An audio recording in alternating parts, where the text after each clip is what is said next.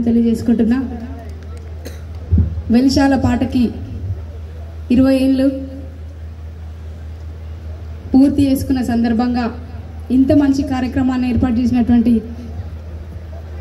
మిట్టపల్లి సురేందర్ అన్నకి, వారి మిత్ర బృందానికి, వెలిశాల ప్రజలందరికీ, అదేవిధంగా శాసనసభ్యులు గండ్ర వెంకటరమణారెడ్డి అన్నకి, అదేవిధంగా వారి కుటుంబ సభ్యులందరికీ కూడా మనస్ఫూర్తిగా నేను కృతజ్ఞతలు, కళాభివందనాలు తెలియజేసుకుంటూ, పాటని ప్రేమించే అభిమానులందరూ, పాటని ఆదరించే ప్రేక్షకులందరికీ కూడా నేను శిరస్సు వంచి పాదాభివందనం తెలియజేసుకుంటున్నా.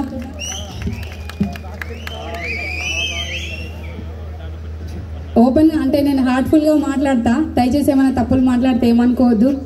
కానీ నాకే మొదటిసారిగా మైక్ ఇస్తారని ఇది పెద్ద టాస్క్, నాకు చాలా భయంగా ఉంది. నన్ను పిలిచి స్టేజ్ మీద కూర్చోబెడతారేమో అనుకున్నా, కానీ రాగానే మైక్ ఇచ్చిర్రు. నాకు ఈ అవకాశం దక్కడం కూడా నేను అదృష్టంగానే భావిస్తున్నా. థ్యాంక్ యూ సురేందర్ అన్న, థ్యాంక్ యూ సో మచ్. నేను మొట్టమొదటిసారిగా పాటకి పరిచయం అయినప్పుడు, మా గురువు అష్టగంగాధర్ అన్న ద్వారా పాటకి పరిచయం అయినప్పుడు, అప్పుడు ఐకేపీ సెంటర్లో మాకు సిఆర్పిగా ట్రైనింగ్ వెళ్ళామన్నమాట. అప్పుడు మొట్టమొదటిసారిగా నేను అనేక సందర్భాల్లో చాలా ఇంటర్వ్యూలలో కూడా చెప్తుంటా.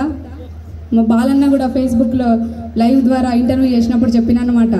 ఫస్ట్ మొట్టమొదటిసారిగా నేను నేర్చుకున్న పాట సురేందర్ అన్న పాటనే, అది పండు వెన్నెల పల్లె నిండా రాలుతుంటే ఆ పాట. ఆ పాటని ఇప్పటికీ కూడా ఎప్పటికీ కూడా చివరి వరకు కూడా నేను అనేక వేదికల మీద పాడుకున్న పాట. మొన్న ఒక వేదిక మీద ఇద్దరం కలిసి పాడే అవకాశం వచ్చింది. ఆ రోజు నేను చాలా సంతోషంగా, చాలా హ్యాపీగా ఫీల్ అయినా. ఎందుకంటే మేమిద్దరం ఒక వేదిక మీద ఉద్యమం తర్వాత కలిసి పాడిన పాట. ఒక 2 లైన్లు వినిపిస్తాం మీ అందరికీ. పండు వెన్నెల పల్లె నిండా రాలుతుంటే మనసు నిండి పొంగుతుంటది, పల్లె తల్లిని వీడినంటది, అతి కుదురు కై పొలిమేర దాటంగా గుండె ఆగినట్టు ఉంటది, నా కాలి కలలే ఉంటవి. ఎట్లా వెళ్ళాలమ్మ నేను నీ ఒడిలోనే ఒదిగి ఉంటాను. పండు వెన్నెల పల్లె నిండా రాలుతుంటే మనసు నిండి పొంగుతుంటది, పల్లె తల్లిని వీడినంటది,